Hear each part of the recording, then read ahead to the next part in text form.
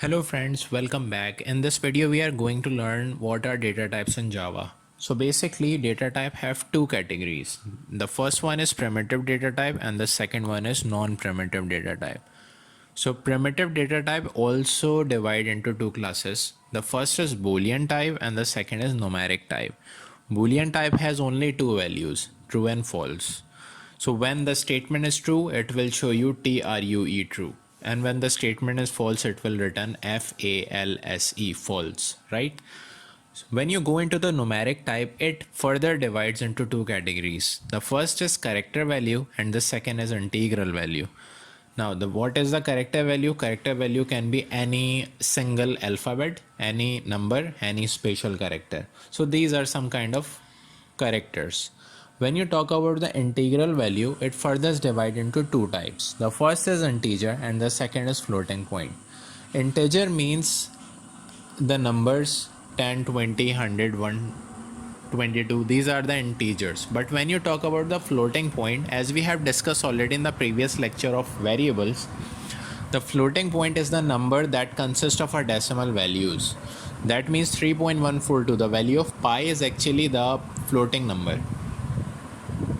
So integer has four categories, or we can say that there are four data types inside integer. The first is byte, second is short, third is integer, and the fourth is long. These are the data type in integer.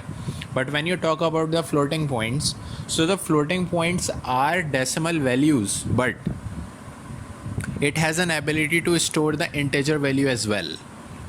So you can say that 97 is the percentage that you have secure in your 10 class. So the 97 is integer, but you can just assign this value to the floating data type as well.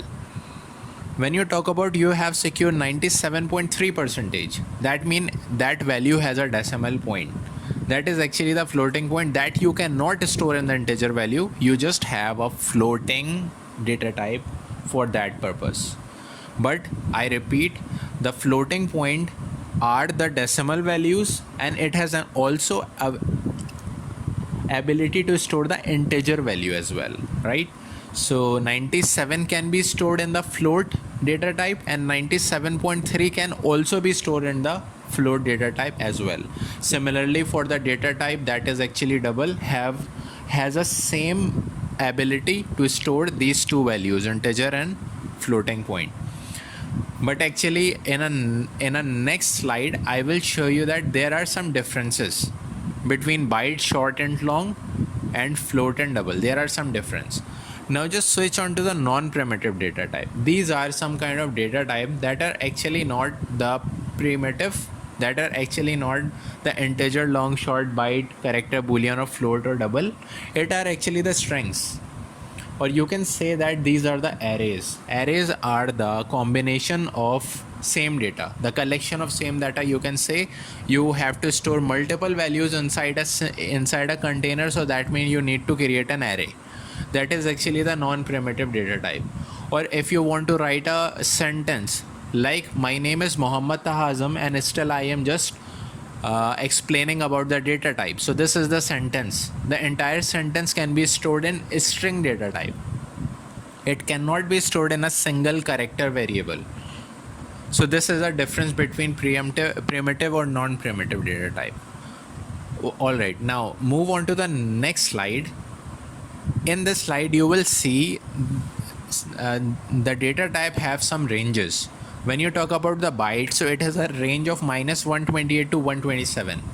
Minus or plus is the sign and unsign, the positive and negative sign, right? So similarly the data type have some ranges, and you can easily see on the screen. The short has its own range, integer has its own range, long has its own range. Similarly these are the ranges. But I don't want to stuck into the theoretical part. I want to move you into the practical explanation point, right? So let me just come on to the Apache NetBeans, where I have just created a single project. The package name is data type, and inside this I am going to code. I am just going to code the area of circle. What do you say? The area of circle, that is actually the area of circle is pi r square. So basically for that purpose we need something to start the code. We need a variable and we need a data type. Now the agenda is to calculate the area of circle. Now when you talk about the area of circle, that means you need some variables, like the variable should be decimal, obviously, because the value of pi, that is actually 3.142, has a decimal value. That decimal value can only be stored in the inside the float or double data type, right? So for double, I am going to write double pi is equals to 3.142, right?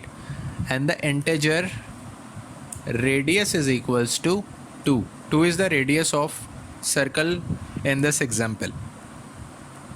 Now obviously you need another variable, that will be an area, that is stored the answer of pi multiplied by r square. Actually the formula that can be stored inside a variable, that is actually the area. So for that purpose you need a variable that can store the decimal answer. For that purpose you need double area is equals to, or if you don't want to just give the value right now, so you can just leave them right here like this. Now you have to create a formula. The formula is area is equals to pi into r into r. R into r means r square, right? Now this is the formula that you have created, and the formula is just stored inside the variable name area. Now the Java knows where the pi is written, the value will be assigned 3.142, and where the r is written, the value 2 will be assigned inside the r, right? So the formula has been created. Now you need a single printing statement because you need to print. So you can write SOUT, that this is the shortcut of system.out.println. So when you just write SOUT and press Ctrl plus space bar, so it will show you an instance of written of system.out.println. You just have to click enter. Inside this you can write area of circle, and after that area of circle you need to concatenate the variable of area. This variable you can just write after that, after the plus sign. So this is called concatenation. So when you just save this program and you will go and run this program, so it will compile the program and it will show you the result. And as you can see on the screen, the result is area of circle is 12.568. The spelling of area is little incorrect, so it should be area, AREA. Now when you just go and again run the program, so it will show you area of circle 12.568. So it has automatically calculated the value by the values that you have assigned to the variables. Like you have given 3.14 to the pi and 2 to r. So this is how easily you can just create the program using the data type in Java. So hopefully you understand the video, or if you have any questions, so you can just easily write the comment. Inside the comment you just write whatever the issue and problem you are facing, and I am always available to answer your queries.